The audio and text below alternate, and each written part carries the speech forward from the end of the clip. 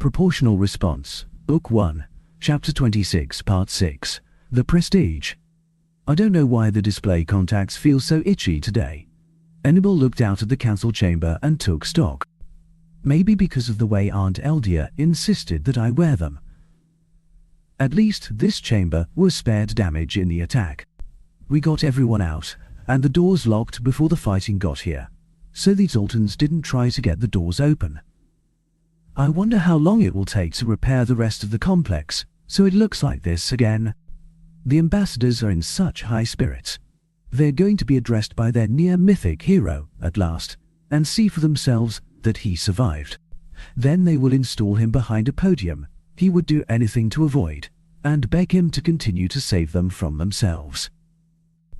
And then spend the rest of his life fighting him. He wasn't sure where the bitterness that last thought had come from, but was not in the mood to self-analyze and lock the sources down either. He shoved the thought away and returned to the matter at hand by looking over at Kaz. Henry had requested that Kaz be allowed the use of an unassigned platform for this session, and the Had Council hardly been in a mood to deny him anything. Except to let him leave. Where is Henry? I mean, it will be best for him to make a grand entrance at this point. But he is pushing it. Hannibal heard the door beside him open and looked over at the Zoltan platform with curiosity. He heard his own gasp of surprise echoed around the council chamber as Kilintar stepped onto the platform. The man had his hands shackled in front of him and stood flanked by 2 guards, but he still eated. Another Zoltan entered with him, the one who had been with Mendesh at the formal surrender. He was Mendesh's second in command. I guess it makes sense for him to be the new ambassador. The gasp left the room in stunned silence, so everyone heard the single door at the bottom of the chamber open, and all eyes turned down to see Henry step through. The mood of the room turned on dime, and every person in the chamber who wasn't already on their feet stood, with the single exception of Kilintar, who tried to sit and got a swift kick to his tail for his trouble. The former Prime Minister turned red eyes on the guard who had kicked him, but the man just stared at him with a tiny smirk. In the meantime, a slow swell of sound began to rise in the chamber. It started with polite clapping, which grew in strength until it seemed like a dull roar. Then the whistles and wordless shouting began. Henry let this go on for some moments, and gave every appearance of appreciation of the ovation. Kazler had thrown Henry's image up to fill the back wall of the chamber. "Oh, my dear brother, they cannot see how you feel, but I see the pain in your... No, wait." His eyes half closed, and he studied the image of his Bond brother on the far wall as the man threw his arms wide and his platform undocked and began to move in the direction of the Prime Minister's podium. At the same moment, the platform Kaz had borrowed began to move as well, headed in a similar direction. "Henry, what are you planning? You are far too at ease for a man about to have shackles slapped on his wrists, and that is how you view the position they are trying to stick you in." Both platforms reached their destinations at the same time, flanking the Prime Minister's podium, though Kaz had been forced to move his very slow to make that happen. Or had the move been pre-programmed? Hannibal suspected so. Henry stood for a few more moments with his arms wide and a benevolent smile on his face. Then he dropped both arms, raised one high in the air with his palm facing the ambassadors, and waited. The sound reached a fevered pitch, and Hannibal almost surprised himself as he competed with Golner and Yoro to make the most noise.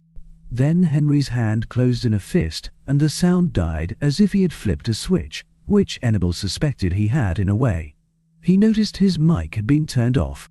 Henry stood there a little longer and let his eyes sweep the room, still with that large smile. At last, he spoke in a strong, kindly voice. "My friends, my fellow sapiens, all of you within the League who have tuned in to watch history unfold, and most of all my fellow ambassadors of the League, I congratulate you. These past 2 years have been hard on us all. So many of you ambassadors have had to push your own governments, and even your own people, to stay steadfast through the hardship. Then, when we finally thought we had finished, you acted with resolve, courage, and tenacity in the face of Sultan aggression. Murmurs began to spread through the chamber at this, along with some abashed and accusatory glances. Henry held up a hand, palm out, but tilted slightly downward. No, my friends, I mean exactly what I said. Even those of you from the lowest index worlds followed the directions of the human soldiers and kept your heads about you at least enough to keep up. That is a special kind of courage. Many of you from higher index worlds took up weapons of your own and fought alongside your guards as you were escorted to safety, often putting yourselves at extra risk to make sure others got out safe. So many point to the humans in general, and me in particular, as saviors that day. I say that the humans who fought, far too many of whom gave their lives, that day deserve the praise, gratitude and credit that they have been given. And I will also say that far too little credit has been given to the rest of you. Look around you, my fellows. Look to your left, to your right, above and below. You owe your life to every single sapient you can see and every member of their staff as well. If all of you hadn't acted with the conviction, speed and discipline you showed that day, nothing I, nor even my human soldiers, could have done would have kept everyone alive. So, I say now, please, another round of applause. For you, each of you, and for your people. Henry began to clap as so many stared in confusion. Hannibal took it up immediately, tears in his own eyes, and heard a sniffle from behind him. He didn't check to see from whom. The applause rose more gradually this time, starting in fits here or there as baffled faces slowly took up the ovation. Eventually they managed a proper general applause, and Hannibal saw the strangest transformation take place as it rose.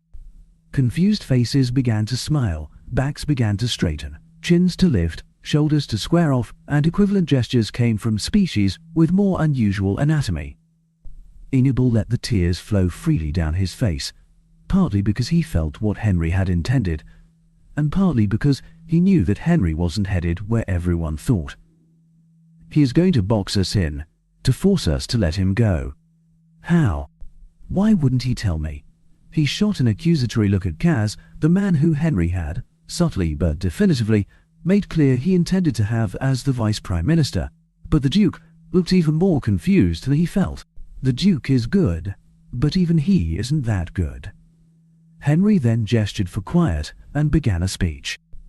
It lasted for nearly an hour as he called out individual acts of heroism on that fateful day, giving the names of humans and others alike. Hannibal noticed that the Duke was mentioned more than anyone else. After he finished that, he spoke again of what they had all endured through the war. Hannibal had to admire his brother's oratory skills. He'd had them in the palm of his hand the moment he entered the door. The hero worship of the last few weeks had seen to that. Now he had them completely entranced. He could call for a vote to require all of them to call down the old machine's ultimate sanction on their own worlds, and they'd probably give it to him. But why? It is not like the vote for Prime Minister is anything more than a formality at this point.